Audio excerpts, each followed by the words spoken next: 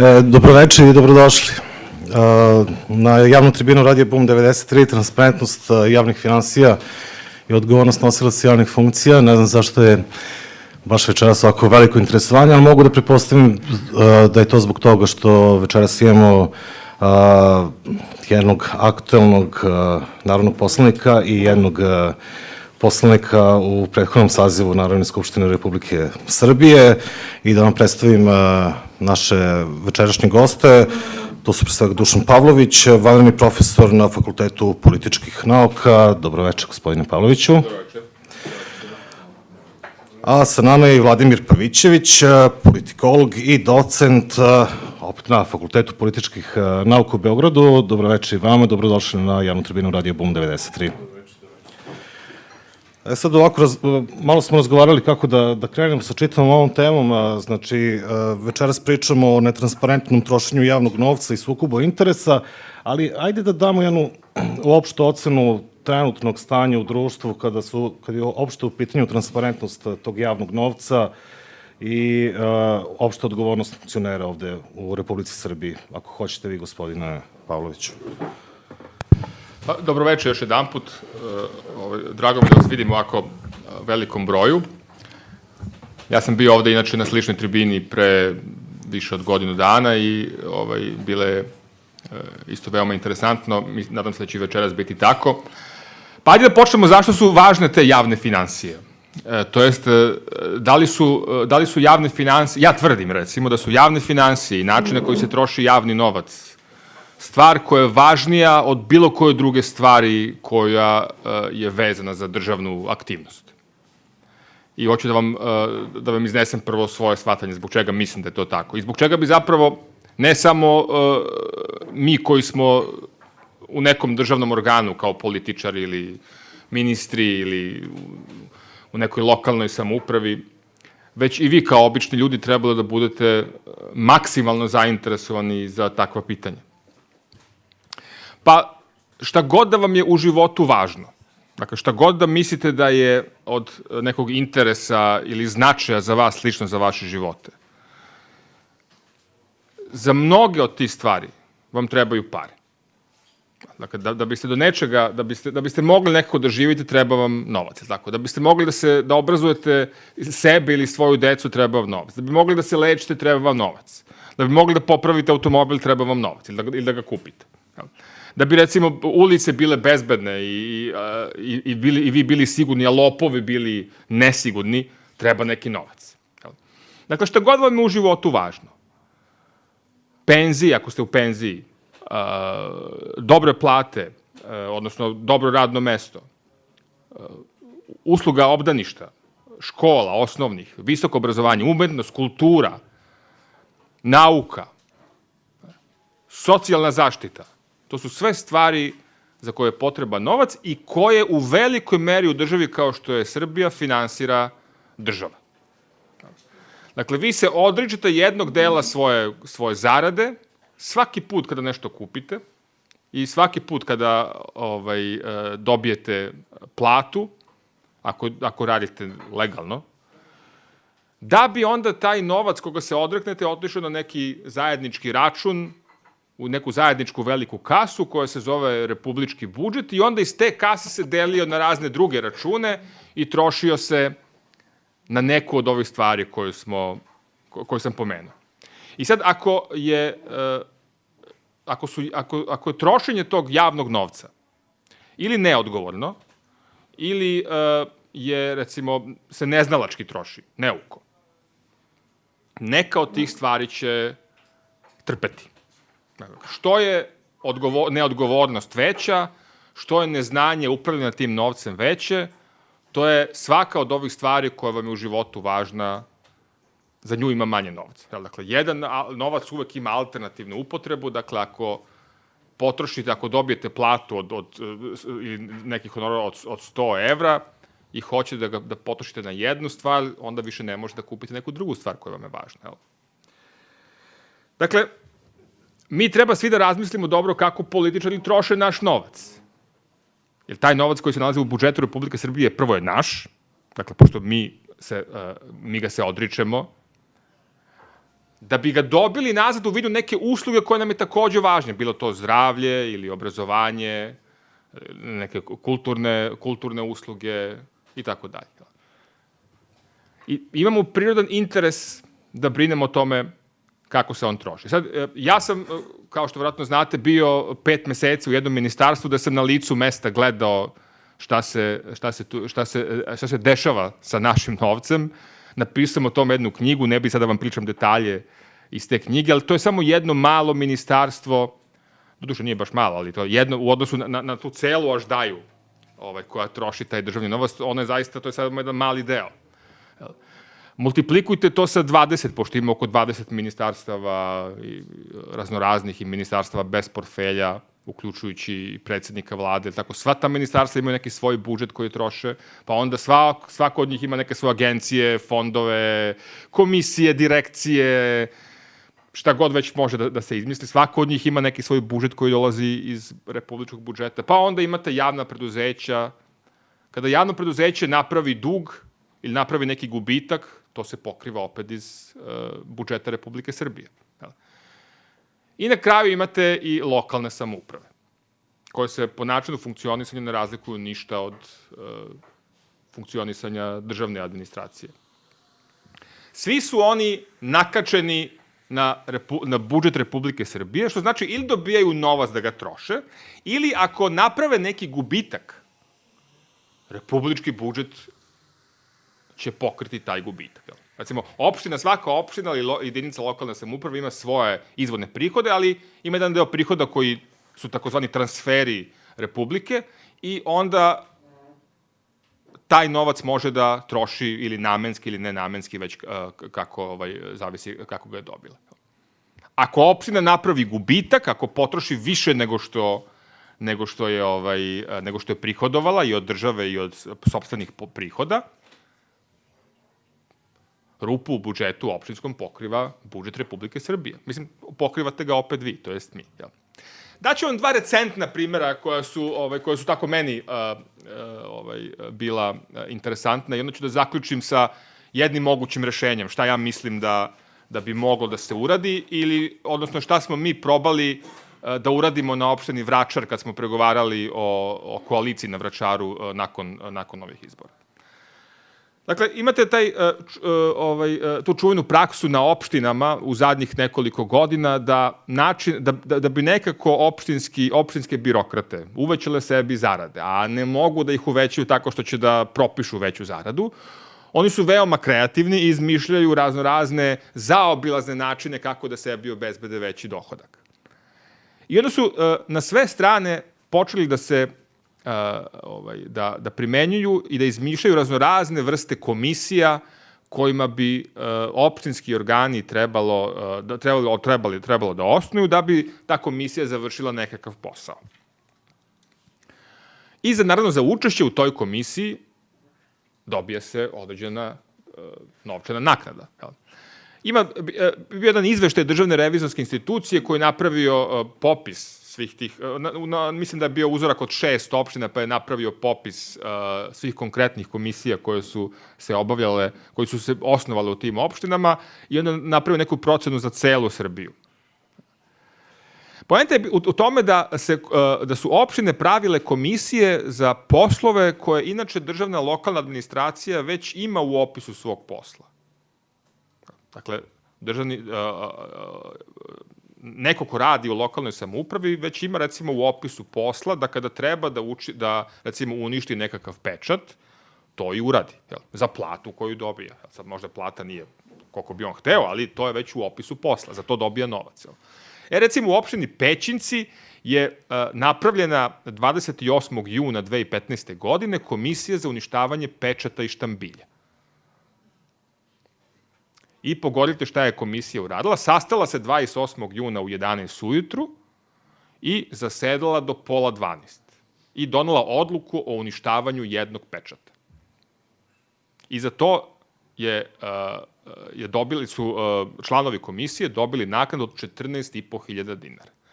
Znači, to je samo jedna mala komisija, pola sata nečijeg radnog dana dobio je 14.500 dinara. Sad zamislite Državna revizorska institucija napravila neku procenu da je bilo oko 8.000 takvih komisija u 2014. godini i da su potrošili oko 900 miliona dinara. Samo u toj jednoj godini. I to su samo komisije. Sad ima raznih drugih načina kako je moguće izvlačiti novac, ali to su samo te komisije.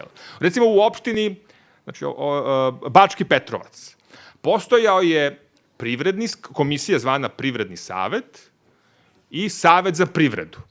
To su dva saveta.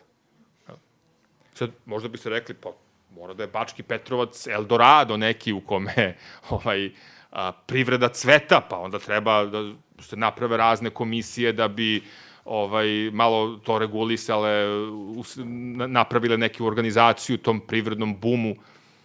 Nisam baš čuo da je u zadnjih nekoliko godina bio neki privredni bum u Bačkom Petrovcu. Ali bila je i Privredni savet i Savet za privredu. I za to su takođe dobijali zaposleni u lokalnoj samoupravi veliki novac. To je, znači, jedna stvar. Naravno, o tome vi ne znate mnogo, jer novine retko pišu o tome. Vi se najverovatnije ne interesujete mnogo, što je normalno, imate svoja posla, dakle, prosto bi očekivali da državni službenici se odgovornije ponašaju sa vašim novcem. Zbog toga, naravno, država i postoji za neke stvari koje vi kao pojedinci ne možete da uradite, jer imate druga posla u životu, zato se plaća porez da bi država radila taj posao umesto vas. Ovde, recimo, u ovakvom slučaju veoma lako utvrditi nečiju odgovornost i kazniti nekoga ko je zloupotrebio javnu funkciju. Dakle, ne možeš da utvrđuješ komisije da ti radi neki posao koji je već u opisu posla lokalne administracije. Dakle, šta je onda radio čovek u opštini koji je plaćen već da uništava pečat? Znači, on je toga dana od 11 do pola 12 verovatno sedao i pio kafu, a dobio je neki novac. Ima i druga, recimo, stvar koja mene privukla pažnju dok sam listao ovaj budžet sad na raspravi. Ne znam da znate, postoji jedan od ministara je ministar bez portfelja u vladi Srbije. Puno ime tog, odnosno, kako bih rekao, tog ministarstva, ne znam da li ministarstvo ili ministarstvo bez portfelja, je ministarstvo za regionalni razvoj i javna preduzeća. Gospodin Krkobabić je taj ministar i u budžetu na njegovoj poziciji piše 225 miliona dinara je njegov budžet za ovu godinu. I to je sve što piše. Evo, ako otvorite budžet, pronađete to mesto, to je sve što piše. Dakle, bez ikakve najave na šta bi mogao da troši taj novac. Znate, to je čudno iz nekoliko razloga. Prvo, u nekim ministarstvima već postoji u opisu posla poslovi regionalnog razvoja. Tako da, recimo, u Ministarstvu privrede već postoje neki programi za regionalni razvoj, koji su čak i malo detaljnije opisani, recimo, izgradnje infrastrukture. Tako da, recimo, mogu nakon godinu dana da pogledam, ako se na razvoj, u Ministarstvu privrede, na razvoj lokalne infrastrukture je određeno, recimo, 100 miliona dinara. Ja mogu onda da pitam ministarstvo šta ste uradili od toga na kraju 2017. godine, koliki su bili troškovi, pa da uporedim sa onim što je dobio na početku godine, odnosno u budžetu za 2017. Tako da, ako ništa drugo, mogu da otprilike znam na šta je novac potrošen i da li je uopšte potrošen. Ali ovde ne mogu da znam ništa, pošto ništa ne piše. Regionalni razvoj, šta? Čega? Šta će se graditi? Putevi, škole, bolnice, ne znam. Sad, pomenuo si Krkobabića i ošto to ministarstvo bez portfelja.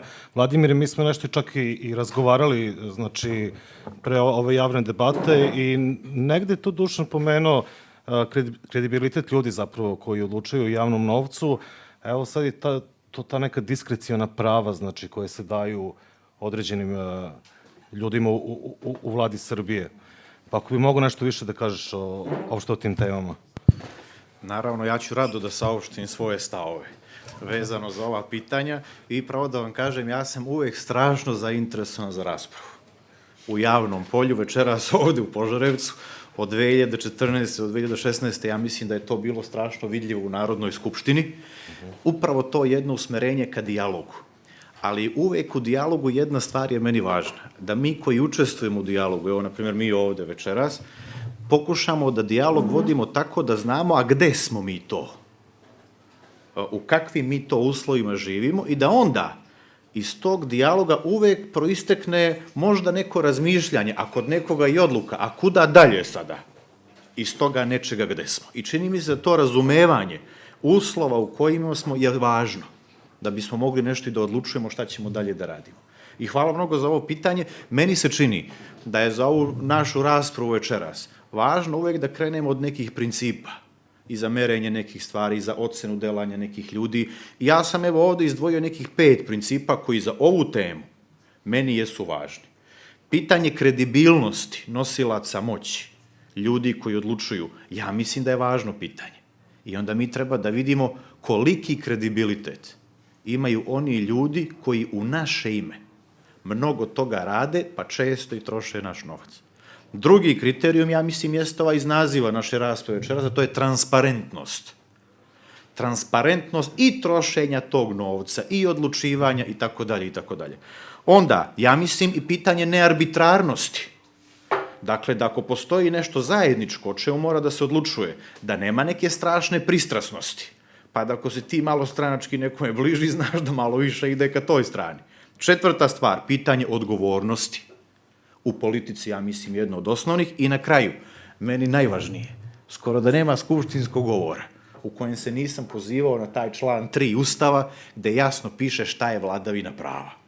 A što je jedan od principa koji je nama, po mom sudu, ja sam spreman da razgovaramo večeras, da neko kaže nisi u pravu, grešiš, na primjer i to, koji je možda i najviše nedostajući od svih ovih principa o kojima govorimo. I ako ima vremena, evo ja bih možda za početak o svakom od ovih principa i kroz neke primere na koje sam ja nailazio da vam kažem kako se meni čini da stoje stvari.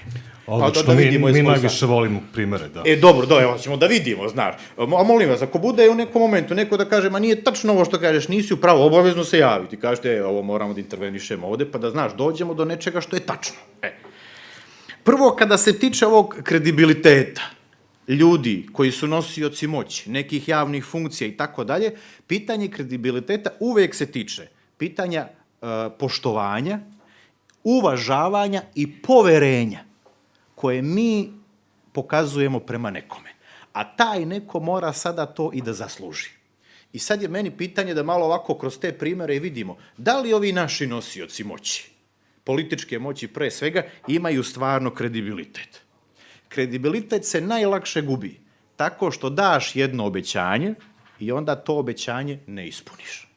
I ja sada verujem da bi svako od nas ovde u ovih poslednje 4 godine mogao da navede mnoštvo primera datih, a neispunjenih obećanja. Evo ja ću da uzmem 2. Jedan ovako malo možda značajniji u smislu neke velike najave, jedan koji nije značajan u smislu neke velike najave, ali tiče se date reči, a to nije ostvareno. I to će iz Skupštine jedan primer, neverovatan koji se meni desio. Evo ispričat ću vam. Evo, na primjer, ja sam čitao gradonačelnik Beograda. 2014. godine, na primjer, rekao je sledeće. To sam ja čitao u novostima, pa sam uzeo sad iz arhive. Kaže ovako. Izgradnja prve linije metroa u Beogradu počeće 2016. godine. To je sad ova godina. I sada, šta se dešava? Mi došli smo do 2016. godine, ja sam to čitao u novostima, nije počela izgradnja metroa. I pita neko, gradonačelnika Beograda skoro, a šta je bilo sa onim obećanjem iz 2014. pa još za neka su ga pitali. A znaš šta on kaže? Kaže, sve što obećamo mi ispunimo. Pazi, ti sad imaš sada stvarno neku neverovatnu situaciju. Da imaš očigledno da nije urađeno nešto što je rekao i kada ti suočiš tu osobu sa tim, ta osoba kaže, pa mi ispunjavamo. I sad, šta ti da mu radiš, da? I kako sada, na primjer, ovako služajući se zdravim razumom, kako sad ti tu da nastupi? Znaš, meni se to često dešavalo i u Skupštini. I nekad ti ostaneš bez teksta, činiš da nije nemoguće.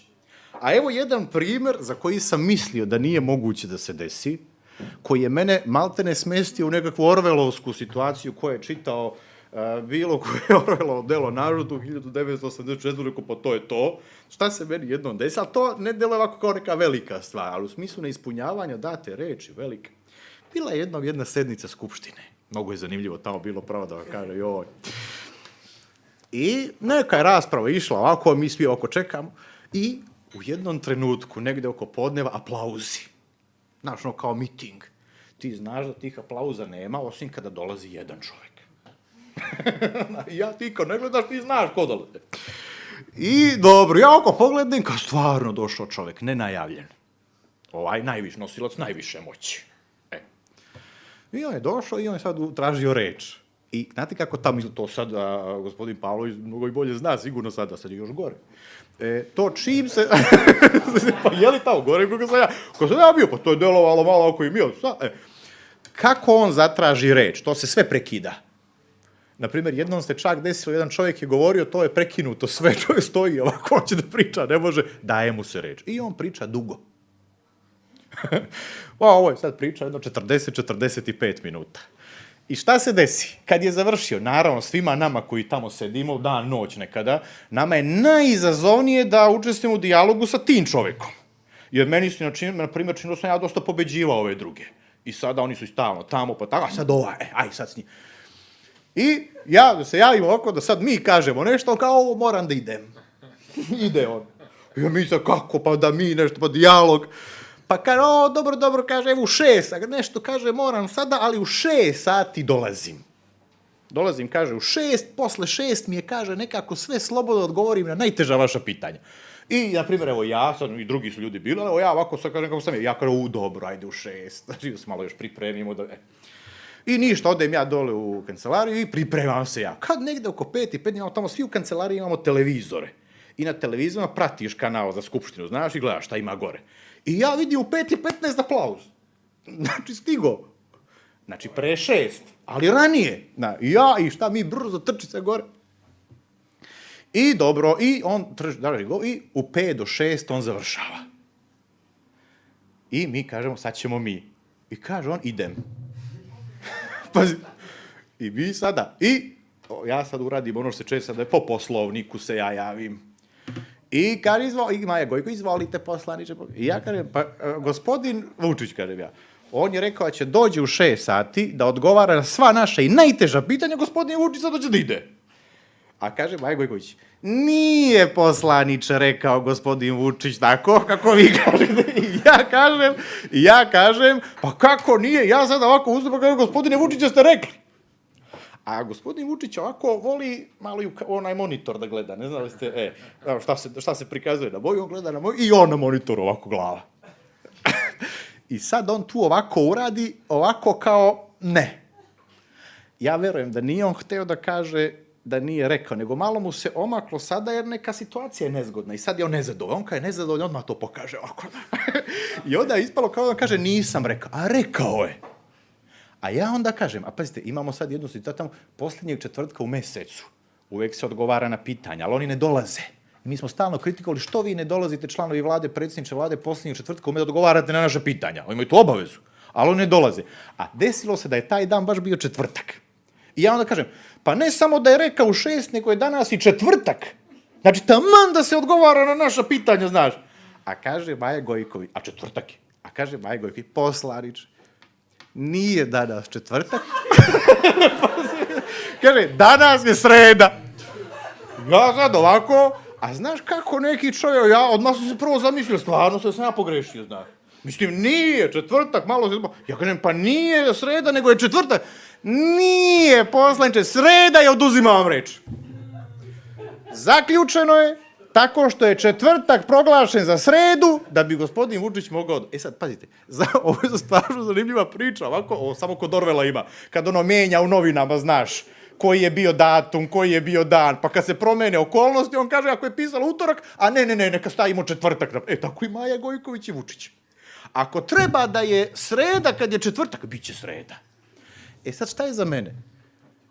Da li to nešto govori o kredibilitetu ljudi koji donose najvažnije odluke? Za mene govori.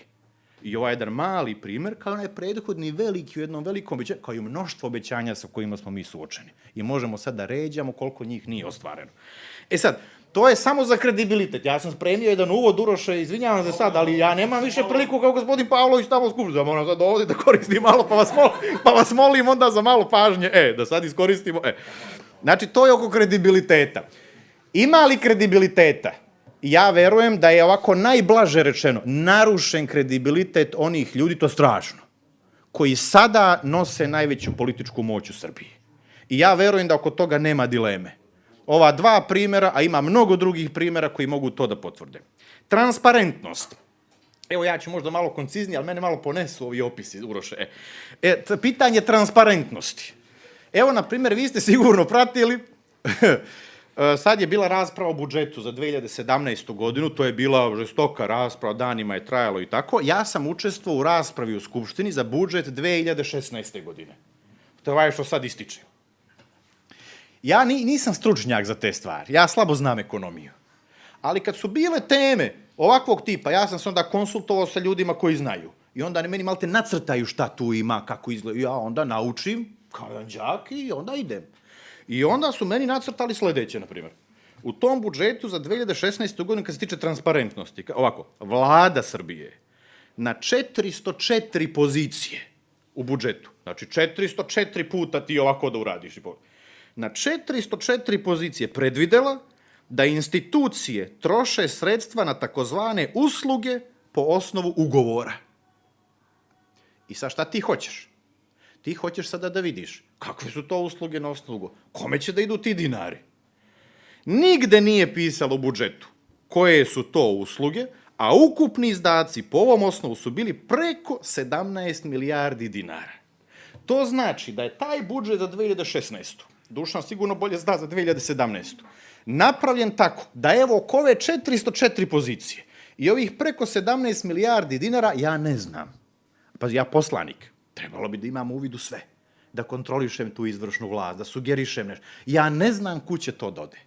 I kada sam ja tada ministru Vujoviću rekao, gospodine Vujoviću, zar ovo nije tipični slučaj netransparentnosti? Ministar Vujović ovako prećutao. I onda sam ja rekao, pa ovde se ministri naši najbolje brane ćutanjem. A zna se ko se brani ćutanjem. I onda, znaš, tako je to prošlo. Ili, to je, na primjer, samo jedan primjer za transparentnost. Nisam sad, ima ih mnogo, ali ja sam evo uzeo jedan koji je konkretan, tiče se konkretnih novaca. Dalje, pitanja nearbitrarnosti. Kome ide, koliko, da li ide preko nekih linija koje su... Ali ajde samo to zbog vremena da malo napravimo pauzu. Mogu li još ovo arbitrarno, pa će onda ovu drugu polovinu polovinu... Ajde samo malo se zadržimo na toj transparentnosti. Evo, ne da, uro. Izvini, ja sam Maja Gojković ovde. Evo Maja Gojković. I mogu da ti kažem da je danas petak. Ali kod nas zaista jeste petak sada i evo, Vladimir je pomenuo tu liniju 423, usluge po ugovoru. Je li to isto problematično i u ovom budžetu za 2017. godinu i kakva je oša situacija sa... Pa jeste, isto to, ali za mnoge druge linije, dakle, vi prosto nemate nikakvu, na mnogo mesta nemate neko detaljnije obrazloženje, ali mnogo važnije je da vlast nema obavezu da vam kada se te usluge izvrše, da vas obavesti o tome na što je taj novac potrošen. Jer, recimo, kako ja mislim da bi trebalo da bude, vi možete da napravite, da predvidite određenu količinu novca za usluge po ugovoru, ali onda bi trebalo da bude ovako. Kad neko ministarstvo na kraju godine izvrši usluge po ugovoru, onda ima web sajt, odnosno deo web sajta gde piše budžet ministarstva, pa onda tamo uđete, kliknete, pa onda ima jedna stavka usluge po ugovoru. Onda kliknete tu i onda vam izađu skenirani ugovori sa svim pravnim licima ili fizičkim pojedincima s kojima je ministarstvo sklopilo uslugu po ugovoru. Dakle, ako recimo ministarstvo angažovalo firmu neku da, šta ja znam, da joj okreči hodnik ili da joj instalira renovira toalet, jel? Taj ugovor mora da bude okačen na sajtu ministarstva. Tako da vi onda znate, znači svako od vas onda može da ode tamo, da klikne i da vidi da li recimo ta usluga koja je izvršena odgovara otprilike tržišnoj ceni te usluge po kojoj bi bilo ko mogo da je kupi. I onda znate da je, i onda vidite odmah da li je to preplaćeno ili je plaćeno po normalnoj ceni. I onda znate da je vaš novac otišao u pravom smeru ili da kažemo, ili nekome u privatne džepove. E sad, evo da vam ispričam, ako mogu, znači da to i ja ću da, što se mene tiče, ja bi zaokružio svoj deo diskusije. Mi smo takav jedan sistem probali, dakle, mi smo dugo razmišljali o tome, imamo, deo našeg programa se odnosi, ili zapravo glavni deo programa dosta je bilo se odnosi na to. Mi smo probali da takav sistem implementiramo na opštini Vračar u Beogradu. Dakle, tamo smo bili najbliže do sada ulasku ili pravljenju lokalne koalicije. Pregovarali smo oko mesec dana sa Demokratskom strankom, sa Socijaldemokratskom strankom i sa Novom strankom. Pošto je bila jedna velika koalicija, tu je bio takođe jedan član LDP-a koji je bio takođe u toj koaliciji, mada se on nije pojavljivo na tim pregovorima oko toga, oko te koalicijne vlade na Vračaru. I mi smo uspeli da se dogovorimo sa ove tri stranke. Dakle, napravili smo sporazum, pisani sporazum, koji takođe možda ima ga negde okačeno, ja mislim i na našem sajtu, možda i na sajtu DS-a. Dakle, postignut je sporazum da se, oko sledećih stvari, da jedine funkcije koje se raspodeljuju na opštini Vračar između stranaka su većnici, to je neka vrsta kvazi ministara, dakle, mi se dogovaramo ko će imati koje većničko mesto, predsednik Skupštine i predsednik opštine Vračar. Sve druge funkcije su funkcije koje idu na konkurs. Što znači da u ovom trenutku sada, znači stanje koje zatičemo, prihvatamo i onda za svako od tih mesta kada istekne ugovor raspisujemo konkurs. To znači sekretari opštine, načelnici raznoraznih opštinskih uprava i naravno ono što je najvažnije, direktori javnih i komunalnih preduzeća na toj opštini, kojima opština i kulturnih preduzeća, pardon. To je bio, dakle, jedan princip koji smo... I ceo taj proces, naravno, treba da bude transparentan u smislu da vidite konkursne prijave i biografije svakog od kandidata za neko javno ili komunalno preduzeće. To je prihvaćeno. Dakle, mi smo zahtevali, ove tri stranke su to prihvatile. Šta smo još zahtevali i šta je prihvaćeno? Dakle, prihvaćeno je da se budžet objavljuje na mesečnom, budžet opštine, na mesečnom nivou, izvršenje budžeta. Dakle, ako recimo predviđeno za usluge po ugovoru 100.000 dinara u ovoj godini, koliko je od toga urađeno u ovom mesecu? Koliko je potrošeno novca od toga? I onda se dešava ovo što malo pre ispričao. Kliknete na tu poziciju i izađu vam skenirani ugovori usluga po ugovoru. I sve vidite jasno. Znači, to naravno još uvek ne rešava ceo problem. Vi možete s nekim da napravite nekakav ugovor fiktivni o nečemu što neko nije uradio. Ali onda barem znate šta piše u ugovoru, koliko je to koštalo, pa možete dalje da kopate i da vidite da li neko zaista to uradio što tu piše, jel? Jer neko može napraviti fiktivni ugovor da će da nešto popravi, recimo, ili da nešto uradi na opštini, ali onda odete pa vidite, a gde je taj WC koji piše da treba da se renovira? I da li zaista renovira? Takođe, sva javna i komunalna preduzeća, bile su dva tada na opštini Vračar, poslovni prostor, sad je to prešlo na nivo Beograda, ali je bilo na nivou opština tada, tu su ogromna sredstva u opticaju, jer opština izdaje kroz to preduzeće poslovni prostor i ima neke prihode. Dakle, budžeti tih preduzeća je trebalo da se objavljuju na mesečnom nivou takođe i svi ugovori ponovo od izdavanja poslovnog prostora da budu dostupni na klik. Bilo koga, vi recimo iz Požarevca biste mogli da odete da vidite za koliko se iznajmljuje neki poslovni prostor na opštini Vračar. I da vidite da li je to tržišna cena ili nije. Pošto na Vračaru, inače ne znam da li znate, praksa je da se prostor tako iznajmljuje bez ugovora. Znači, dođete vi, hoćete da zakupite neki, recimo, kafić, koji je, recimo, u vlasništvu opštine, onda se mi lepo dogovorimo da to košta toliko i toliko, ali jedan deo ćete dati meni. Tako se finansiraju stranke danas. Kad imate ugovor koji je skeniran, dostupan, onda je sve jasno. I to je bilo prihvaćeno. Takođe smo tražili da se popiše sva imovina opštine, pošto to na nijednoj opštini se ne zna, da se popišu sva dugovanja opštine, potraživanja opštine i da to takođe bude izloženo. I na kraju ono što je najvažnije za partijsko zapošljavanje, da se napravi sistematizacija radnih mesta. Tako da znate koliko ljudi radi u nekom komunalnom preduzeću, a koliko treba da radi u opštini i tako dalje. Sve, i da se to takođe objavljuje javno. Sve je bilo prihvaćeno. Jer znate šta se desilo onda? Pa ovaj LDP-ovac, što nikad nije dolazio na sastanke i nije ga bilo briga šta se dešava, je nekoliko dana u oči te sednice kada je trebalo da se glasa veće opštine Vračar i i predsednik opštine, prešao u naprednjačku većinu i sa njima napravio većinu.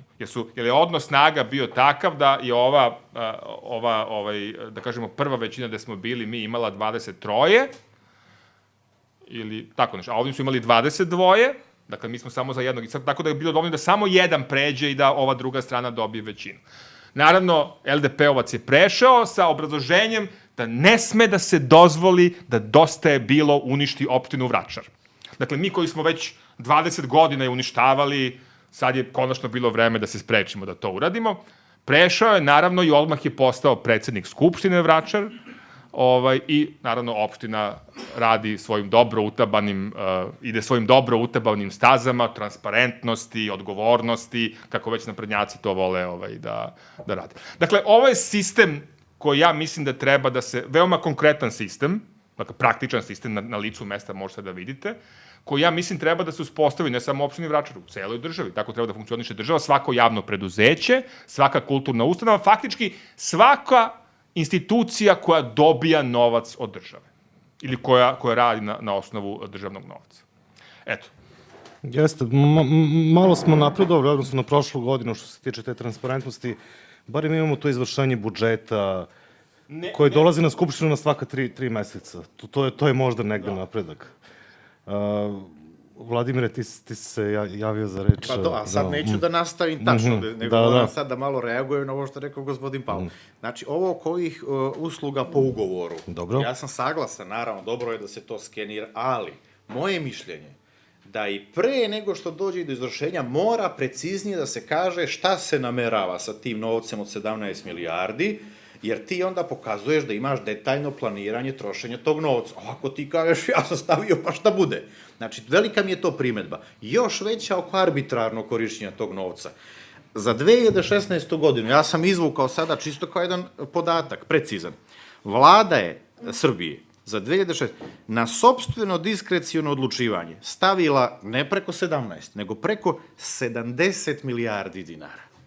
Dakle, bez ikakve kontrole, kuda će to da ode, zašto i tako dalje. Ja sam samo smatrao da uvek treba reagovati na takve neke predloge koje možeš da pronađeš u, verovatno, najvažnijem zakonu, koji u jednoj kalendarskoj godini dođe u Skupštinu, a to je predlog zakona o budžetu. Kada se tiče odgovornosti, ja sam se inače u ovom javnom delanju, ne samo u Skupštini, ali tamo sam najviše delao, ali inače sam se u javnom delu često pozivao na jedan princip koji je promovisan pre svega od 2000. godine, 2001. godine, a to je princip etike odgovornosti. Ne znam da li ste primetili, ali u emisijama na televizijama, u ovako tribinama, često se ljudi pozivaju na svoje namere. Jer nekada kada neko nešto uradi pa bude loš, on kaže pa moja namera je bila dobra. Ja sam smatrao sledeće, u političkom polju ne možemo da sudimo na osnovu etike namera. Ne možemo da ulazimo u mozgove ljudi, da bismo proveravali šta je bila namera, pa ovo me je stvarno bila namera. Mi jedino možemo da se bavimo posledicama nečijeg delanja. A bavljenje posledicama znači sledeće, da gledaš ko ima kakav rezultat. I etika odgovornosti bi značila, ako imaš rezultat, posledice tvog delanja su dobre, nastavi. Radi tamo gde si, možda da imaš još neke moći i nadležnosti. Ali ako nema rezultata, ako to izostaje, na osnovu principa etike odgovornosti ti treba da se pomeriš. A da na ta mesta dođe neko ko možda može malo bolje da radi to što si ti radio. Ja sam smatrao da na prednjačku vladavinu u ove 4 godine je najlakše, ako neko hoće, na primjer, ako je nekada iz inata da kritikuje. Najpreciznije kritikovati na osnovu ovog principa etike i odgovornosti. Jer je malo onoga što su rezultati na koje realno možemo da se pozovemo u odbrani ove vladavine za ove 4 godine. Tu, na primjer, mogu primjera da vam navedem, na primjer, oko te neodgovornosti. Isto ministar Vujović, na primjer. Ne znam da li se vi sećate, ali 2015. godine u sred leta došao nam i u Skupštinu jedan predlog zakona o prodaji određenih nepokretnosti u vlasništvu Republike Srbije. Mi sad gledamo koje su to nepokretnosti, šta se to prodaje. Kad ono to vile na Dedinju, neki stanovi u centru Beograda. I kome se prodaju? Onim ljudima koji su tačno zakupili te objekte od određenog datuma do određenog datuma. I onda se videlo da se preko zakona htelo namestiti nekim ljudima da po malim cenama kupe najvrednije objekte. Mi smo skočili, kako to, znaš, neodgovornost, ministre Vujović, ništa, džaba je to sve bilo, sve dok se nije desilo da sticajem nekih okolnosti predsjednik Republike prvi i jedini put u ove 4,5 godine ne odluči da ne potpiše taj zakon i vrati ga Skupštini na ponovno odlučivanje. I nakon toga je zakon i povučen iz procedure. Ja sam to odmah proglasio našom pobedom, a ne pobedom Tomislava Nikolića. Jer, pazi, nije to bio jedini zakon koji ti je davao takvu šansu. Ali zbog nečega je on uradio to i uradio dobro u tom konkretnom slučaju. Ali samo jedan. I ako dozvoljava predsjedavajući večeras Uroš, i oko ovog poslednjeg kriterijuma, ja uvek poštujem predsjedavajuće pravila, nema šta. Vladavine prava. Nema nikakve dileme da je vladavina prava najvažnija. Ona se često i pominje, pa ljudima možda malo i dosadja. A šta sad sa vladavinom prava? Ali bez vladavine prava nema ničega drugog. Ni u svakoj savremenoj demokratskoj državi bez vladavine prava nema ničega drugog. Ova vlast se najviše ogrešila o vladavinu prava. Ja mogu primjera koliko hoćete. Najdrastičnije, svi znamo, Sava Mala u Beogradu, gde su suspendovani na izvesni period zakoni, vlast, sve, nema ni stanovništva, nema ni građana. Znači, divljina je jedna nastala i to je legitimisano, prošlo je. A ja ću sad, ako je to okej, da vam sad kroz jedan ponovo skupštinski primjer kao ono sreda četvrtak, da vam pokažem kako se tamo to pravo uopšte ne poštuje. Naprimjer, Maja Gojković uvek tu jedan od važnijih aktera. Da Uroše, da znaš. Šta se desilo jednom? Počinje sednica ovako jednom i javlja se, ne moramo sad sva imena da pominjem, nije to ni važno, mi malo ovako apstraktno da go... I javlja se jedan poslanik Napredne stranke. I kaže, tražim reč. I sad ne može u tom momentu da dobije reč, samo po Poslovniku. I kaže Maja Gojković, pa šta hoćete? A poslanik kaže, pa hoću da prekršim Poslovnik. I sad, kako to zove, pa kao, ne možeš da dobiješ reč da i prekršim. A kaže Maja Gojković, da prekršite Poslovnik? Kaže, pa da, moram da prekršim Poslovnik. A Maja Gojković kaže, aha, znači nešto je važno. Važno je. Kaže Maja Gojković, pa javite se po Poslovniku da prekršite Poslovnik. I osoba se javila po Poslovniku i Maja Gojković je dala reč. Po Poslovniku da prekrši Poslovnik. Pošto to ima prioritet, to javljanje. Ne, naravno, po Poslovniku odmah dobiju, ali pazi, da se ti javiš po povredi Poslovniku i da predsjedavajući tebi da tu priliku, a da ti već kažeš da ćeš da povrediš Poslovnik, pa to ne može da bude očiglednije, drastičnije kršenje pravila u Skupštini. Ako je u Skupštini očigledno kršenje pravila, koja je, ja sam to nazivao svetilištem političkog života u Srbiji, hram demokratije, vladavine pa ako tamo ti to tako očigledno, pa što ti onda možeš da očekuješ sa poštovanjem nekih pravila na drugim mestima, u drugim institucijama, među ljudima ovako? I meni se činilo da maltene nekada, kao da se šalju neke poruke da mi možda živimo u nekoj divljini.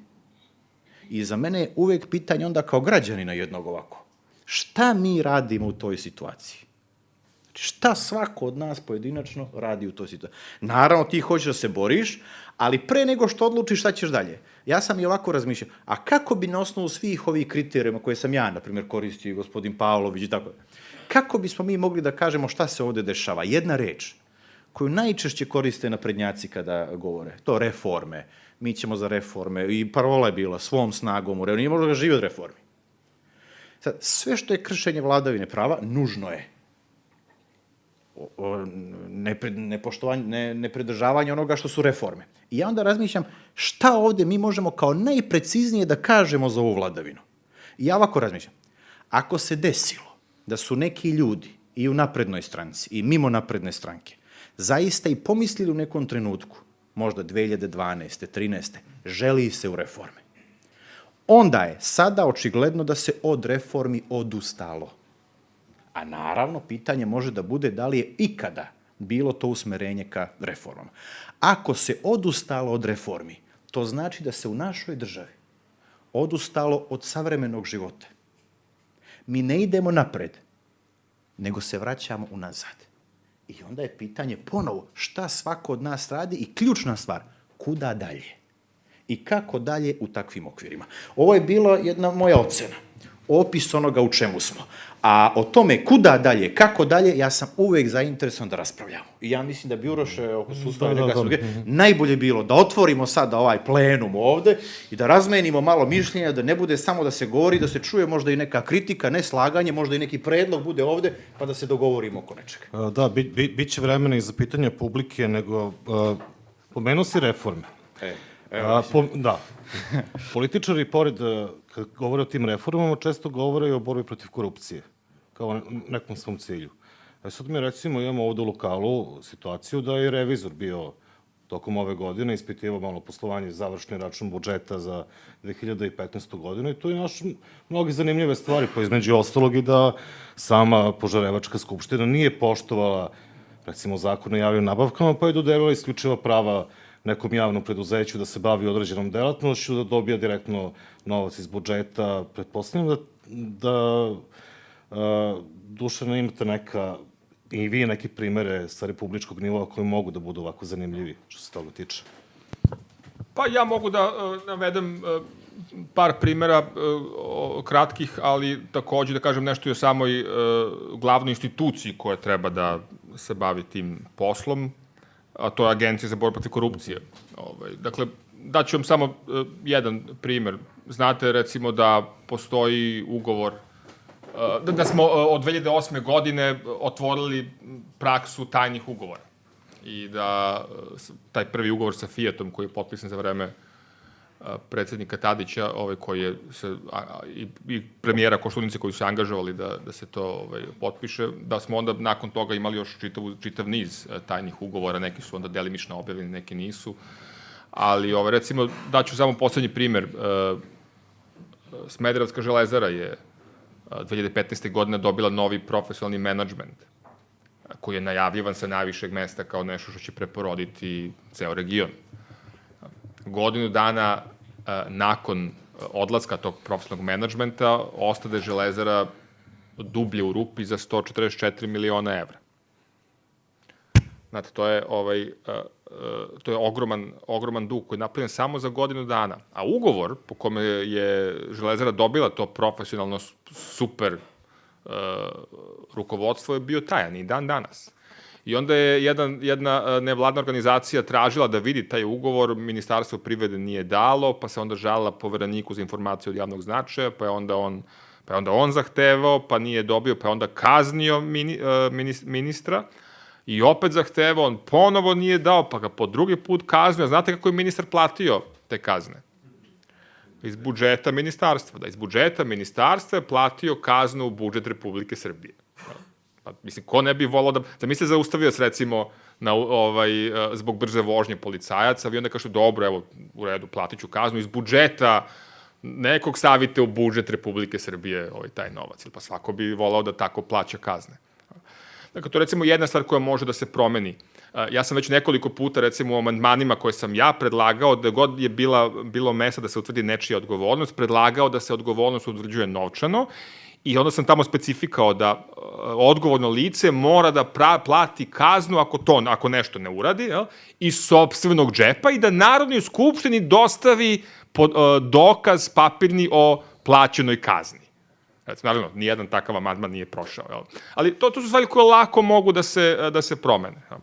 Ali sama Agencija za borbu protiv korupcije bi zapravo trebalo da bude glavna institucija koja bi radila takve stvari. Ona bi, dakle, na prvom mestu trebalo da ima mogućnost da pogleda sve te ugovore, a onda naravno i kada se, ako bi se ikada uveo princip transparentnosti, o kojem sam malo pre pričao, tako da možete da vidite sve ugovore koje država potpisuje sa pravnim i privatnim licima, onda bi Agencija za borbu protiv korupcije naravno imala ovlašćenje i zadatak, i to bi bio glavni zadatak koji sad nema, da ispita svaki ugovor takav koji je sumnjiv.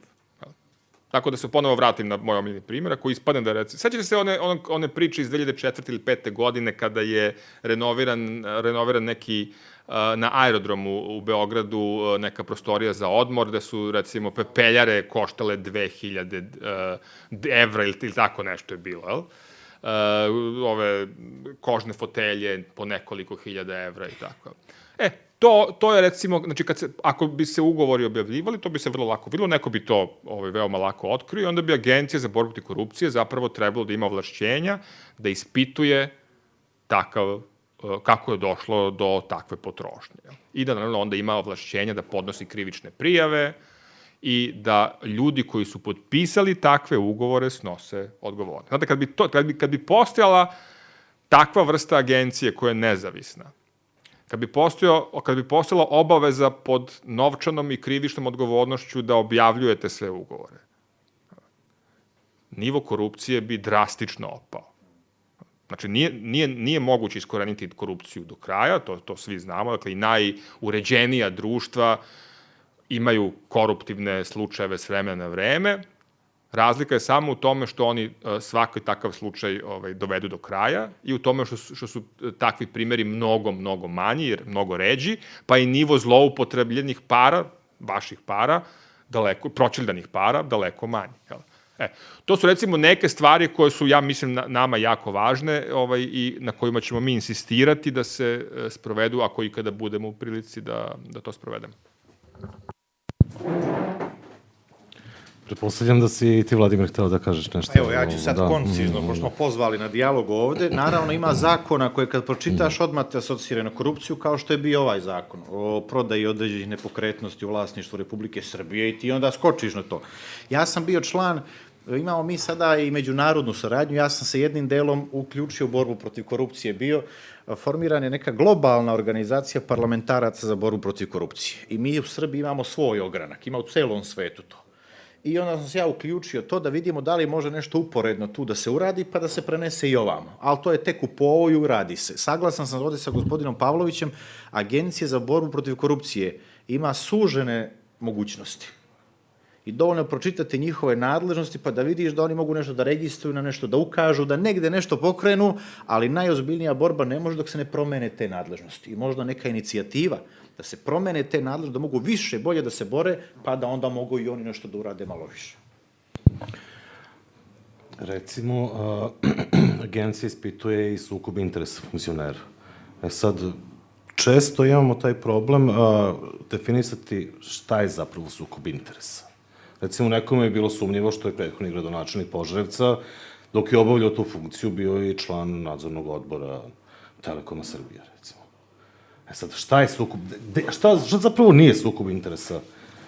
Ne, to je više akumulacija funkcija. Dakle, tu ne mora nužno da bude sukob interesa kad, recimo, ako sam ja došao ako sam ja radio u nekoj privatnoj firmi, recimo, pa onda sam postao funkcioner. I onda namestim, recimo, javni tender na kome pobedi moja privatna firma i onda je, recimo, preplatim u poslu koji treba da obavi za državu. To bi, recimo, bio sukob interesa.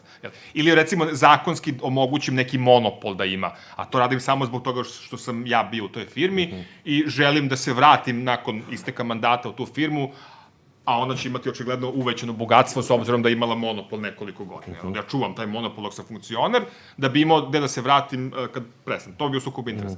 A ovo što ste pomenuli malo pre, to je više vezano za akumulacije funkcija.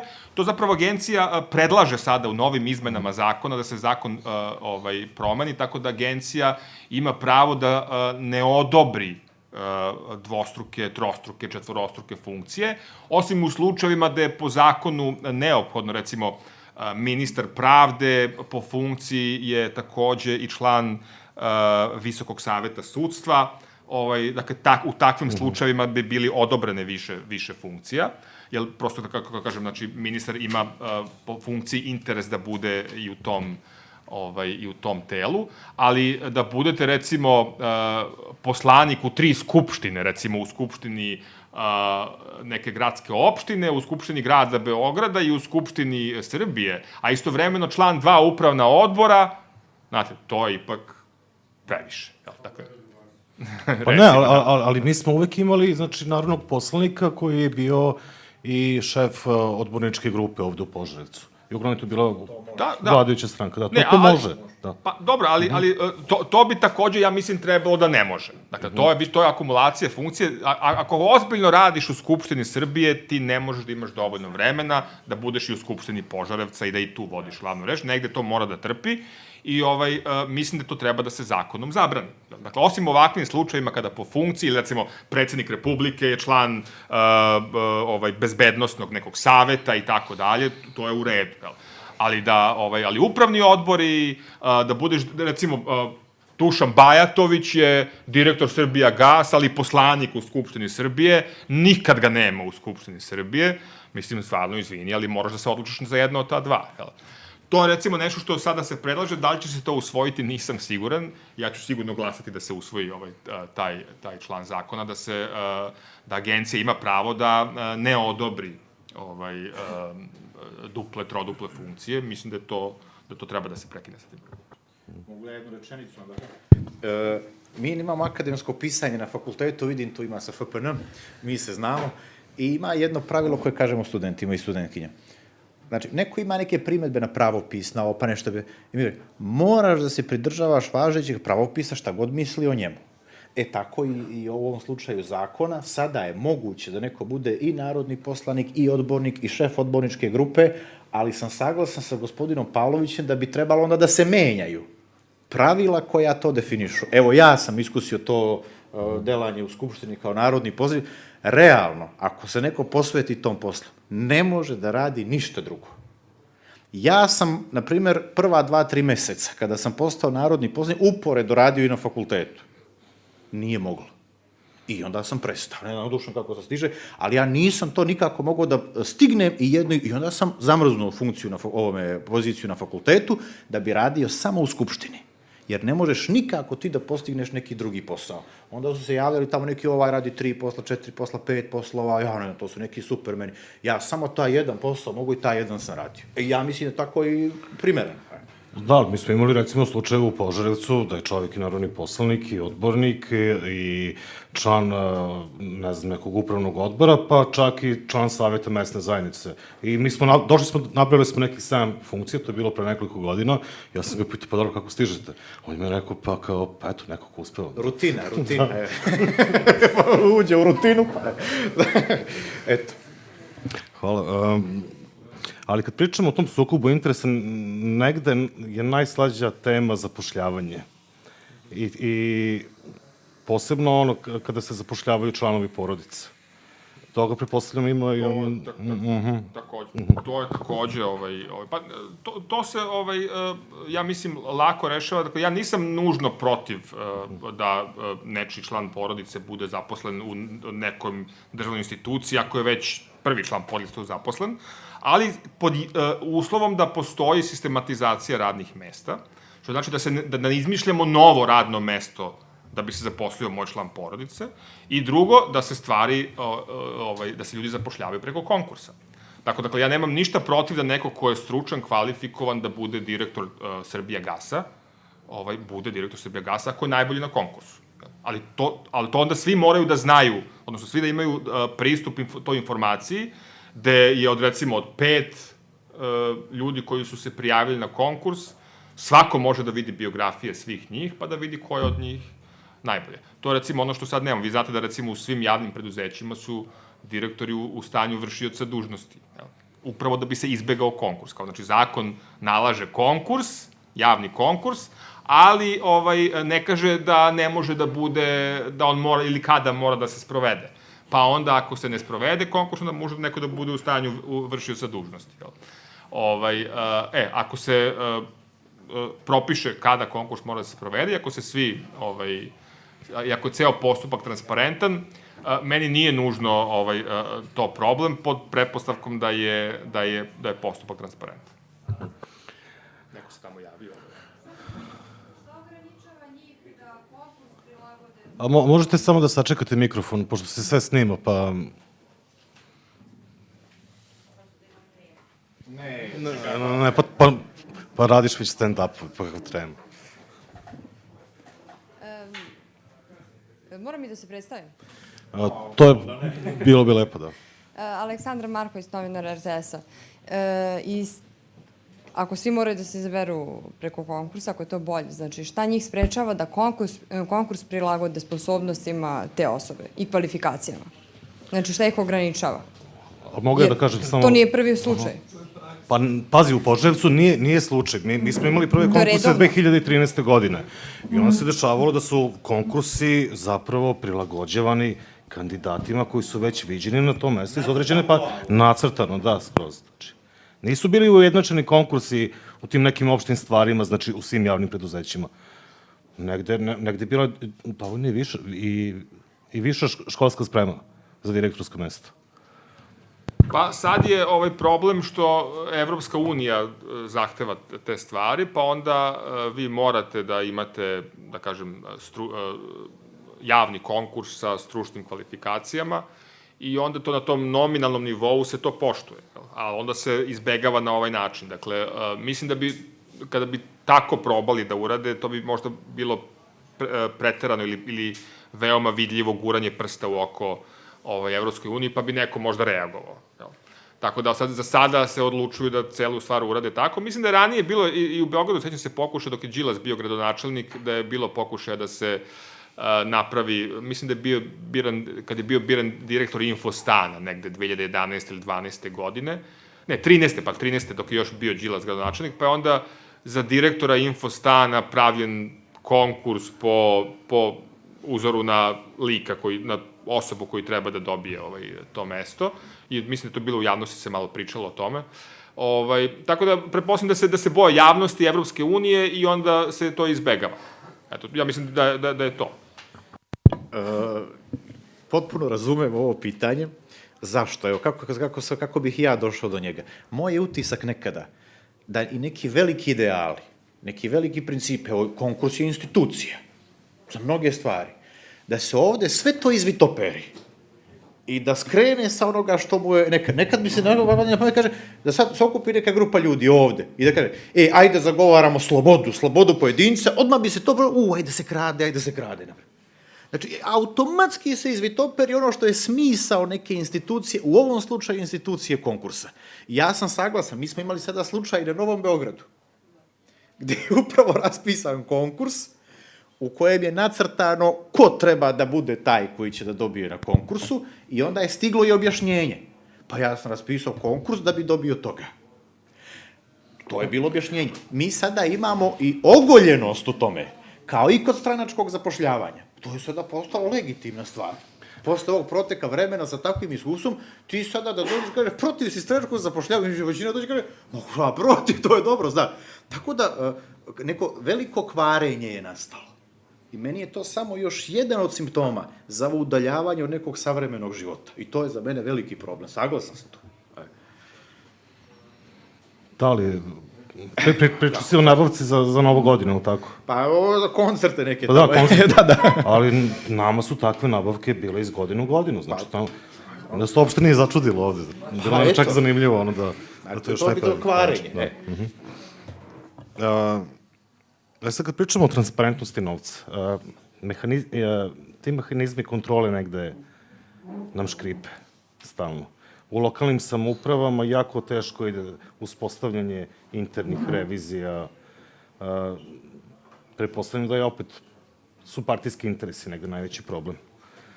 Da, suština je to, dakle, država se koristi za finansiranje stranačkih mašinerija, državni novac kojima treba da se finansiraju izgradnja puteva, bolnica, škola, znači to se koristi za stranačke kampanje, jel?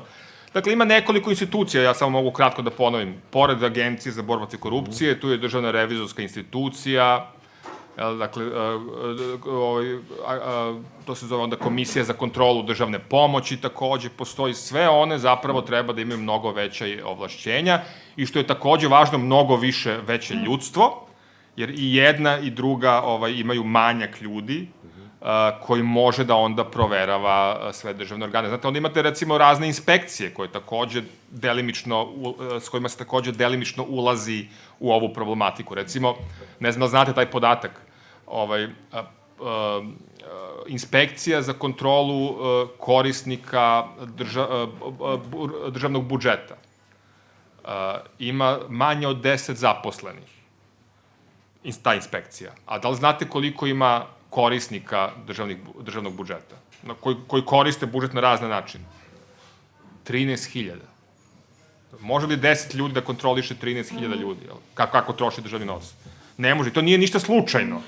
To je, dakle, namerno je napravljen takav sistem u kome se sve te važne državne institucije koje kontrolišu, nadziru ili kažnjavaju, drže sa malim brojem ljudi koji ne mogu sve da postignu, a onda se izmišljaju neka administrativna radna mesta po ministarstvima, agencijama raznoraznim, koje, agencije za zaštitu životne sredine, agencije za privatizaciju, pošto sam tamo bio u ministarstvu, znači, to je bio raj za stranačke kolege.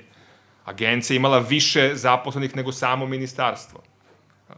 Ljudi nisu znali da, nasumično smo pitali neke ljude koji tamo rade, kad su nam rekli za koja preduzeća su zaduženi, nisu znali na mapi da pogode gde je to preduzeće, gde se nikad fizički nije otišao tamo. Dakle, sa jedne strane, ljudi se zapošljavaju, ima ih previše, ovde ih ima premalo. I to, dakle, nije ništa slučajno, to se namerno radi da se upravo ne bi kontrolisalo trošenje javnog novca. Negde mi je bilo zanimljivo kad sam gledao državnog revizora i njegov izveštaj za kazneno-popravni zavod Zabela. I sa tamo piše da oni imaju 15 zaposlenih iz nekog odeljenja kazneno-popravnog zavoda sa Kosova i Metohije. Od tih 15 zaposlenih, 8 radi u KPZ Zabela, a 7 je na Kosovu i ne radi nigde i prima tu nadoknadu. Koliko je uopšte transparentno to trošenje? Pa ne, to vam je dovoljno već. Pasite, toliko je obim zloupotreba toliko velik da više, čak i kad znate mnoge stvari više, ako vlast neće da to radi, ne može ništa se uradi. Jeste, to je negde samo revizor naveo i rekao da je to po toj odluci. I sad neko mora da ima neki zakon koji onda kaže, a sad kad znamo tu informaciju, ova institucija će da reaguje. A to nemamo. To nemamo. Ili recimo, to se dešava u Beogradu, ne znam kako je ovde, imate ove javna preduzeća za čišćenje, gradska čistoća, recimo. Ispada, neko je našao taj podatak pre par godina, da broj ljudi koji radi u gradskoj čistoći na čišćenju lišća, čišćenju ulica, je duplo manji od administracije. To prosto, odmah vam je jasno o čemu se radi. Dakle, pozapošljavali su tu i Kuso i Repato, da sedi po kancelarijama i ne radi ništa. A kad treba da se čiste ulice i da se čiste parkovi, onda nema ko da čisti. A nije zapravo da nema, dakle, nego ima, samo ti ljudi nisu dobili, po ugovoru o delu, znači nisu dobili posao da to urade. Pa dešavalo se i kod nas, dakle, u nekim pojedinim javnim preduzećima, da imate nekih 17 odeljenja i u svakom odeljenju imate jednog direktora i jednog izvršioca. To je jako... Pa ovde se demokratija, ja mislim, doživljava tako. Evo, ja ću da vam dam primjer iz Skupštine. Skupština, vi svi znamo, ima tu kontrolnu funkciju, mi treba sad, bez obzira na te stranačke, da kad dođe neki ministar da ga prorešetamo, da ga propitamo, ja sam stalno pozivao naprednjake, ajmo zajedno, znaš, da ih ispitujemo, da to, i onda Zoran Babić ustane. I onda Zoran Babić, kaže Zoran Babić, kako se kaže, dosetio gospodin Pavićević da kontrolišemo kad smo mi pobedili. Znači, on tebi kaže, kakva kontrola kad smo mi pobedili? Nema kontrole. Jednom kada pobediš, uzeo si vlast je tvoj, šta sad ti imaš da me kontrolišeš do sledećih izbora? I onda on nikakvu kontrolu, nikakve mehanizme kontrole ne prepoznaje do izbora. I to je jedna filozofija i shvatanje demokratije. Ako nije savremena demokratija, nego nekakva krnja i tako. Da, ali onda on ne prepoznaje ni javni interes. Dobro, ali Uroš bi sada hteo čim mi prepoznamo da se to sredi, ali mi ne živimo u takvom okruženju da se Uroše to sređuje. Pa znam, to je problem. Pa problem, naravno. To odgovornost, jasno je. Saglasan sam. Nemoćni smo tu. Pitanja iz publike. Nepotizam, Marija, izvolite. Samo sačekajte mikrofon. Imam par nekih pitanja. Ovako, prvo što se tiče konkursa za zaposlene, to se sve reguliše sistematizacijom. Vi u sistematizaciji imate i prava i obaveze i njihove kvalifikacije. Znači, ne mogu se traže plave oči ako to nije u kvalifikacijama. Znači, što se tiče onog pitanja, tako bi trebalo, da. Što se tiče onog transparentna, Srbija transparentna, ono sve ugovora, to mi nije jasno, zato što se tiče ugovora za dobra, usluge i radove, to sve imate na portalu javnih nabavki. Od trenutka konkursne dokumentacije, ugovora, sve, znači imate. Sve transparentno, ali vam je zato super ideja za one ostale ugovore za zaposlene, za šta ste još rekli, ili eventualno za one ugovore za koje zakon ne podleže ispod 500.000 dinara. Nema sve, gledajte, recimo ako, ne znam da li imate vi ovde poslovni prostor koji opština drži, ali recimo u Beogradu je to jedan od najvećih izvora. Imamo i problematičan je čak i u izvršaju revizora. Znači, kada poslovni prostor izda ugovor za koji neko koristi kao kancelariju ili kafić, svejedno, to nije nikakva javna nabavka. To ide na licitaciju. Probajte da nađete da vam neko pokaže taj ugovor. Uzmite neki, ja ne znam šta ovde ima, ali uzmite neki lokal koji neko iznajmljuje, pitajte vlasnika da li hoće da vam pokaže ugovor, a onda idite u opštinu i kažete pokažite mi ugovor po kome ovaj vlasnik iznajmljuje ovaj lokal da vidim po kojoj ceni ga plaća. Ja vam garantujem da ga nećete dobiti. A to treba da bude na klik miša, dostupno svima. Da. Ne postoji u Požarevcu. Ne postoji što se tiče ugovora za lokale. Najavljivano je da će se srediti situacija što se toga tiče još 2013. godine u Požarevcu. Ništa se nije sredilo. Sada mi, nažalost, nismo imali vremena, pa još nismo obradili tu temu u našem redovnom programu BUM 93, ali pisat ćemo i o tome. Znači, to je potpuno jedna nerešena situacija gde negde ima i duplih ugovora i čega sve, ne da sad ne pričam napamet, ali bit će prilike narednih dana da se informišete i o tome, ali situacija jeste problematična i na to je ukazao revizor. Sada je na opštini da to ispravi, međutim, problematično je ako gledamo reviziju za 2015. godinu, ako gledamo reviziju za 2010. godinu, mnoge stvari se ponavljaju. Ponavljaju se, što se tiče poslovnog prostora, ponavlja se i taj problem za javne nabavke. Opet se vrše neki radovi koji nisu planirani prvobitnim ugovorom, rokovi se produžavaju, isplaćuju se veći avansi nego što se na kraju ispostavi da je bila vrednost radova i tako dalje. Hvala.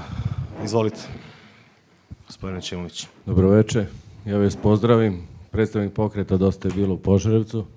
Nismo slučajno ovde. Bili ste, navodili ste iz lokalnih nekih uprava neke interesantne primere, kreativne, pa bi ja da navedem jedan primer kojim sam se bavio, a to je neki problem parkiranja u mojoj ulici, pa su tu ljudi potpisali neke silne peticije i sad sam ja to krenuo da predam negde. Na kraju sam došao do informacije da Požarevac osnovao Savet za bezbedno saobraćaj. Pored inspekcije saobraćaja, pored Agencije za bezbedno saobraćaj, postoji Savet za bezbedno saobraćaj grada Požarevca, koji kao navodno radi volonterski. Ja posle saznajem da oni imaju na raspolaganju 1% budžeta grada Požarevca. I sad, naveli ste, gospodine Dušane, PUPS, ja se raspitam, predsednik saveta je predsednik PUPS-a u Požarevcu. I ja povežem da tu nešto nije u redu. Kaže, najbolje da se za vaš problem požalite Savetu za bezbedno saobraćaj. Ne inspekciji za saobraćaj, ne komunalnoj inspekciji, ne bilo kome drugom. Tako da sam hteo navedem taj jedan primer koliko mogu biti kreativni i molim vas da prokomentarišete da li ste negde sreli s tim da ovakav jedan gradić ima Savet za bezbedno saobraćaj.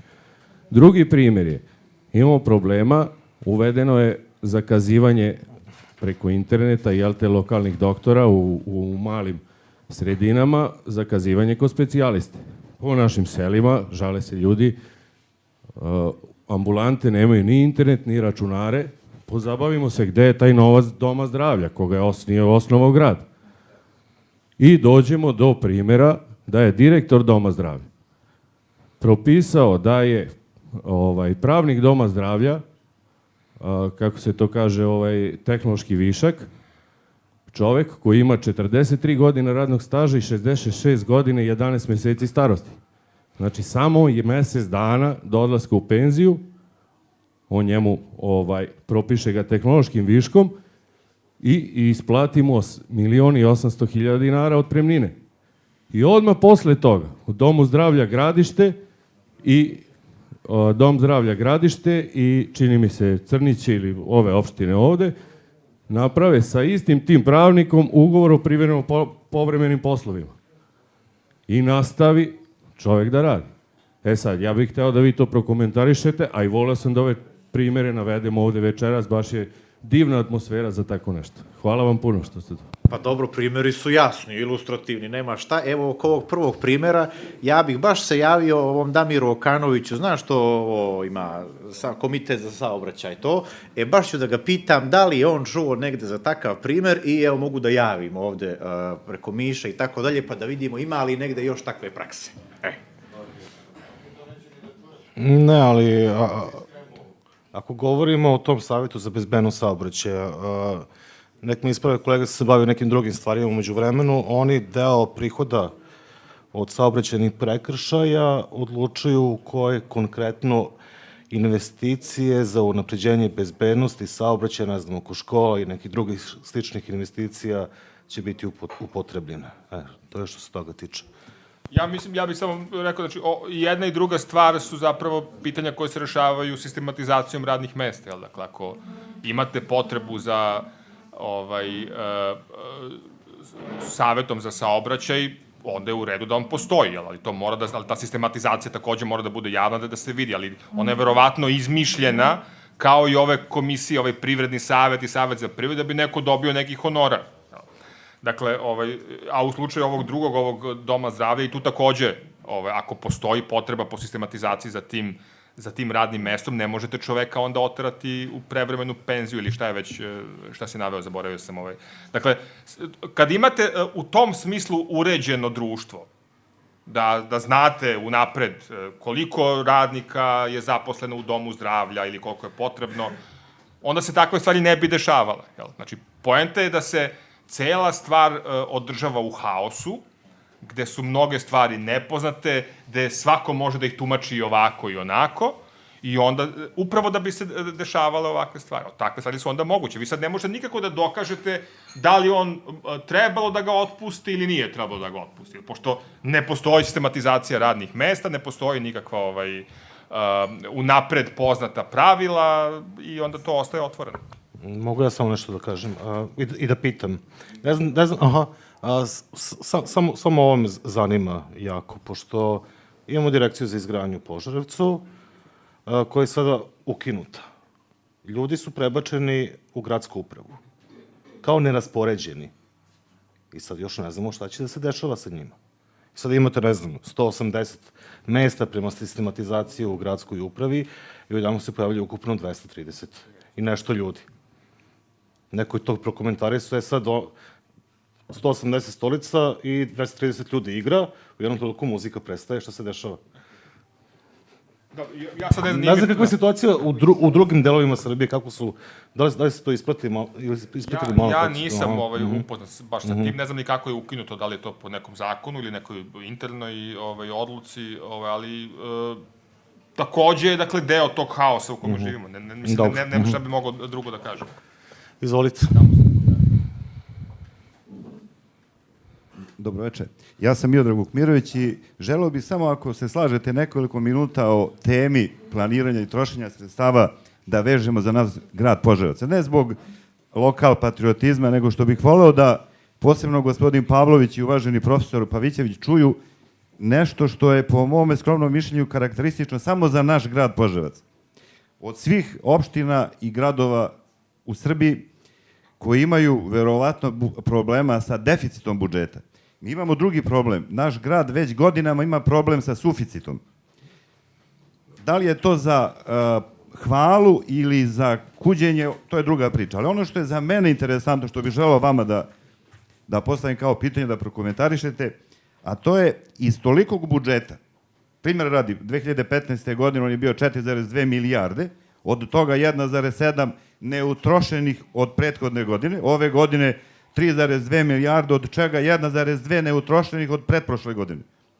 Dakle, sa tolikim budžetom, naš grad je izdvojio za samo dve oblasti zbog vremena, koje su jako bitne za naš grad, a to je preduzetništvo i zanatstvo, i za poljoprivredu i selo. Za te dve stvari želim da se upozna samo.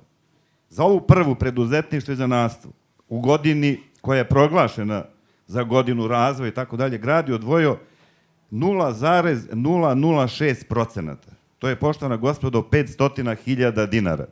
U gradu u kome 16 godina nema ni jednog objekta novoga izgrađenoga, industrijskoga, fabrike, već znate kakva im je sudbina, imamo samo jednu jedinu, u kojoj svake godine 10% požarevanja manje otvara nego što zatvara ove radnje, i grad donese odluku da u takvoj situaciji izdvoji 500.000 dinara. Ove godine, 2016.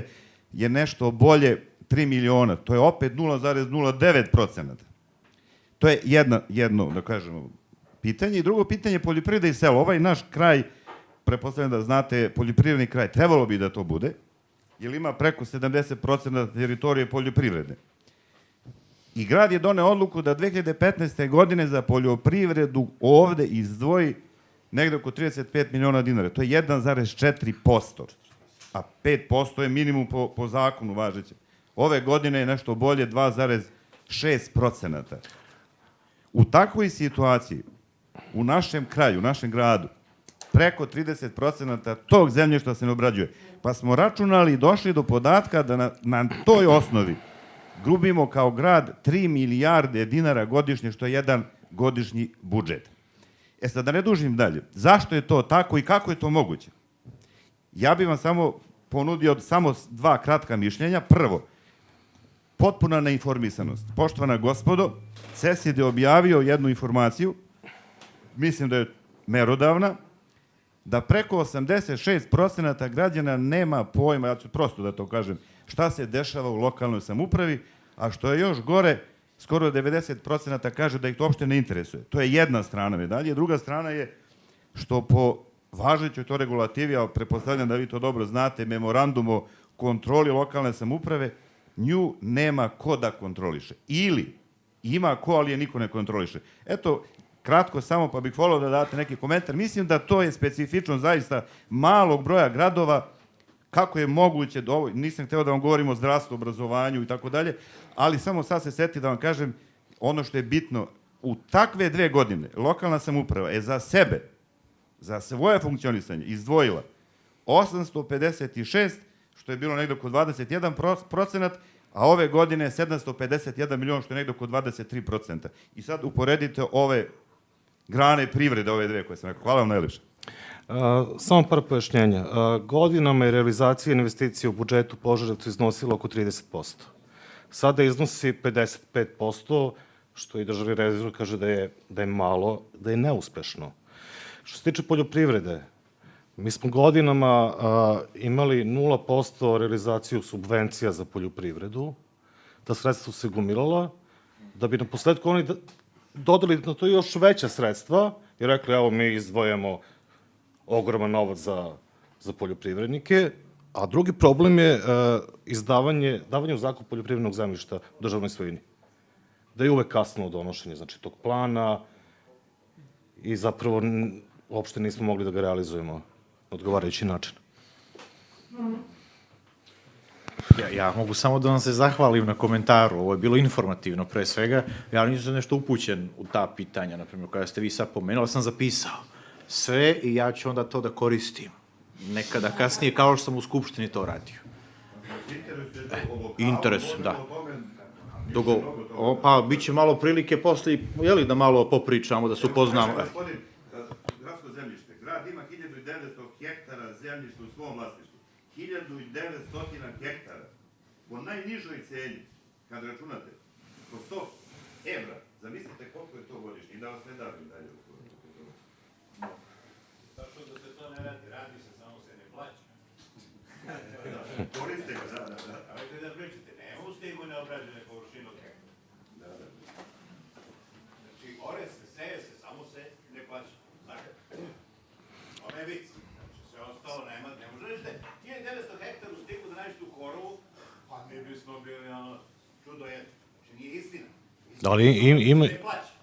Ali imaš. Kako, ba nemojte sada o tome da komentarišem da li istina nije. Stig je 756 kvadratnih kilometara, o tome govorimo, ne ovde oko nas. Ja sam stižarin, pa slučajno znam sve.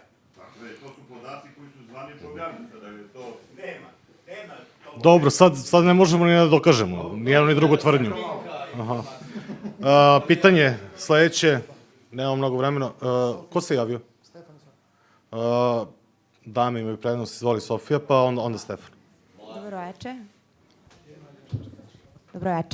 Sofija Stojković, još uvek student FPN-a. Htela sam da vas pitam, profesore Pavićeviću, vi ste malo pre rekli da ćemo odgovoriti na pitanje kako dalje. Dobila sam već. Kako dalje? Nismo odgovorili na to pitanje i uvek nekako ove debate se završe bez nekih odgovora. I zanima me od čega treba krenuti, od zakona, od građana, od čega, od rušenja vlasti ili čega već. Pa dobro, mi ćemo da damo jedan zaključak na kraju i mi smo prošli put isto dali zaključak kada smo imali goste iz Niša, ali... Hoću li ja samo jednu rečenicu, Uroš? Mogu li smem li ja? Može. Dobro, naravno, to je ključno pitanje, ali kako ja gledam? Svaki razgovor je neki potencijal za razmišljanje o tome. Nećemo ovde svi da odemo sa ovog razgovora sa istim mislima. Ali svako će moći malo da razmišlja, a šta bih ja to mogao, da li bih uopšte nešto. Evo, na primjer, gospodin Pavlović već sutra ili ne znam kada je sednica, već zna šta će da radi. Ide se dalje, raspravama u Skupštini i tako dalje, radio radi, ja ću da radim svoj posao, ali pitanje je da li svako od nas može da malo makar razmisli za početak šta. I onda da se to kristališe i kad dođe do nečega, onda ga tera po tome što je odlučio to. Ja mislim da nedostaje malo veće angažovanje. I ne samo angažovanje, nego angažovanje oko toga da se u ovoj državi uvede neki osnovni red. Jer ja ne znam da li je vaš osjećaj. Deluje kao da je osnovni red izgubljen. Svi ove priče o konkursima, kako se to radi i tako da, sve meni to deluje na to. I ja mislim da moramo prvo to da uredimo. Da se vratimo osnovnom redu, a to, evo, neki ljudi samim tim što je došlo ovde, već ima neku inicijativu, hoće da čuje, možda će da razmišlja kako dalje i tako. Znači, ne moramo mi sad da čekamo, sad ćemo svi, pokojne 3, 4, sad svi idemo ovako. Ali svako će sigurno posle toga malo da razmisli šta bi to moglo. I to je za mene već dovoljno. Ne u celosti, da kažem, ukupno, ali za početak dovoljno. Eto. Ali mogu sad ja, čujem se. Izvolite. Pre svega, stvarno, hteo bih da pozdravim moje profesore, a sve prisutne da upoznam sa tim da ispred vas sede ljudi koji su najbolji profesori na Fakultetu političkih nauka, sad to mogu ako da kažem. Da, ispred vas sede najbolji profesori na Fakultetu političkih nauka, profesor Pavlović, jedan od mojih mentora, Pavićević, profesor koji mi je dao nadimak. Hvala vam što ste ovde, toliko znači da čujemo nešto pametno. A jedno pitanje za vas, zašto je toliko malo javljanja u agencijskim vestima? Zašto nema svakog dana da se da poneka izjava za Tanjug, za Betu? Šta je to što sprečava, što je sprečavalo vas, a što sad sprečava i sadašnje predstavnike opozicije da daju izjave za agencije? Pa evo, Stefane, drago mi je. Ovo su, da vam kažem, odmah i naši najbolji studenti na Fakultetu političkih nauka. Pa pravo ti kažem, ja nisam mnogo o tome razmišljao, ja sam uvijek bio dostupan za komentar, za izjavu, da nešto kažem. I gde god se pojavila neka prilika, ja sam to koristio. Evo i u Skupštini, van Skupštine i sada. Tako da više je pitanje možda, ako nema toga mnogo, ne samo oko mene, nego i oko drugih ljudi, nije do nas, ja mislim. Jer sa ove strane postoji želja da se komentariše, da se javno nešto iznose neke stavovi, ali možda nema nekada dovoljno volje sa neke druge strane. I možda je pitanje više za tamo, a ovde postoji neko raspoloženje, nema nikakve dileme. Znaš, ja sam imao slučaj, jedan političar koji je ranije bio ovde aktivniji, svaki put kad se sretnemo, on mi kaže, pa Oki, sine, pa kada ćeš da me pozoveš da me pitaš nešto, znaš li to? Pa evo negde bližemo se kraju, da li bi mogli neki zaključak da izvedemo iz svega ovoga? Naravno, svi ćemo otići sa nekim svojim mislima. Ima pitanja, tako? Pa znam, ali znate kako?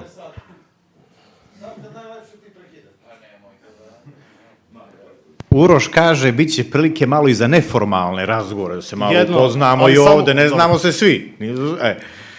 Biće prilike, ja pretpostavljam da ćete moći da postaviti pitanje. Aha. To ono kad sam sebi uplaćuješ zakup i to, da? Izvolite. Uključen je mikrofon.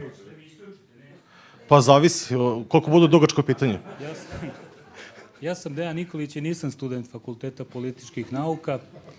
Mi se ovde bavimo fenomenima, je li tako? Sad u filozofskom smislu trebalo bi da se bavimo i malo noumenom. Je li tako? Razumemo se šta hoću da kažem. Kažite mi, po vašem mišljenju, da li postoji period u 200-godišnjoj istoriji moderne Srbije na koji možemo da se pozovemo kao na uzorni period u političkom smislu ponajpre? I zašto, po vašem mišljenju, ali to ukratko jer nemamo vremena, zašto je srpsko društvo bolesno već 200 godina? Zašto pravimo iste greške koje smo pravili i pre 150 i pre 100 godina? I možemo sjaset primjera da navedemo. A sad je ovo aktualno, ove strane investicije, subvencije. Pa to je radio isti Pašić u onom čuvenom periodu Bele epohe, od 1900. do Balkanskih ratova, je tako? Ona čuvena izgradnja ove fabrike šećera na Čukarici kad su uveli ogromne zaštitne carine, uvozne, pa mi nismo mogli da uvozimo šećer koji je bio 5 puta skuplji nego što je bio na tržištu, a onda su se dosetili da dovedu nemačke industrijalce kojima su sve dali, sve moguće povlastice, beneficije i to isto sad rade, nije to Dinkićev izum, samo je on to lepo naučio kako treba da se radi. I zato u tom kontekstu bih hteo da čujem vaše mišljenje, pošto vam je to i struka i profesori ste, a inače se slabo čuje intelektualna javnost i pogotovo ta intelektualna elita iz humanističkih nauka. Moje skromno mišljenje je da je Srbija vek prosvetiteljstva provela u Zemunicama, nažalost.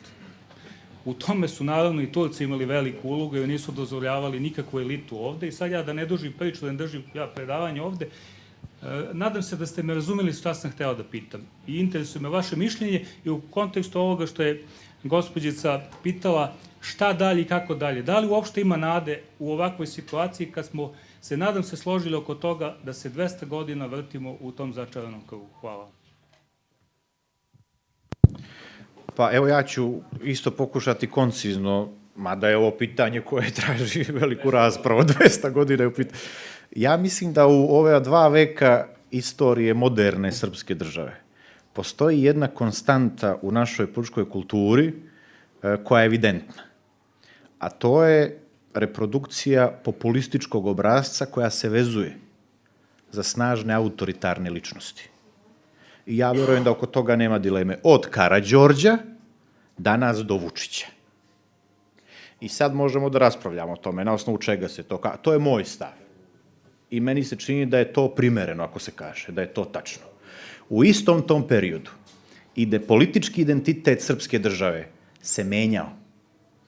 Jer u jednom periodu ste imali jedan snažan identitetski oslonac na pijemonski mit, gde je Srbija bila oslonac jugoslovenstva, pa stradanje nevelike države, pa je to propalo. Pa je onda sada oživeo kosovski mit, što je nešto potpuno drugo. U tim menama deluje kao da smo izgubili nešto što mora da bude stalno. Izuzev ovog populističkog obrazca, za koju se svako ko je malo snažnija ličnost veže. Vi ste pitali, postoji li i jedna godina i bilo kakav, makar kratki period, za koji možemo da kažemo da je bilo nešto veliko, dobro. Ja sam učestvovao ja je zovem 5. oktobarskoj revoluciji. I meni je 6. oktobar bio nagoveštaj tog perioda. Ogromna nada, jedna strašna vera da se može. I meni se čini da je tada postojalo i realno usmerenje kao ome o čemu vi pričate. Samo je za nas pitanje u kojoj meri se uspelo ostvariti nešto od toga. I čini mi se da nije mnogo. A onda sada možemo da razgovaramo zbog čega je to tako. Ali mislim da je to bio neki moment za velike stvari. Ove dobre o kojima vi govorite. Hvala za ovo pitanje.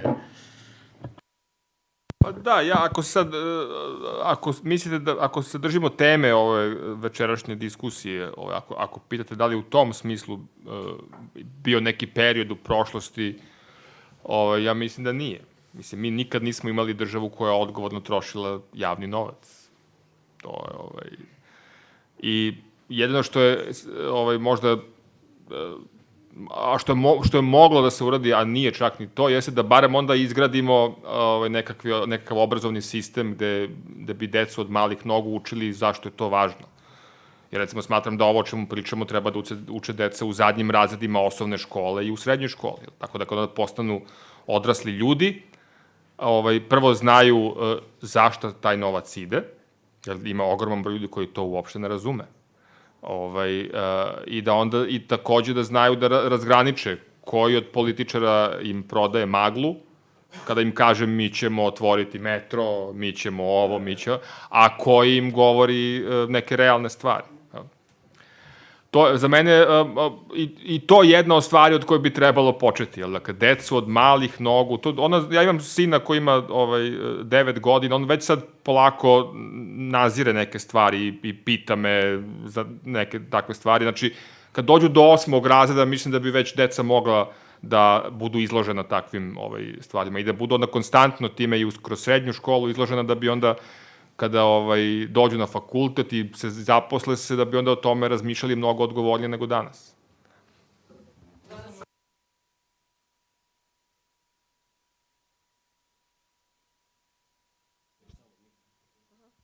Nama učiteljica uzima pare za đački dinar za ove papire, a mi te papire već imamo u školi. Znači, 9 godina.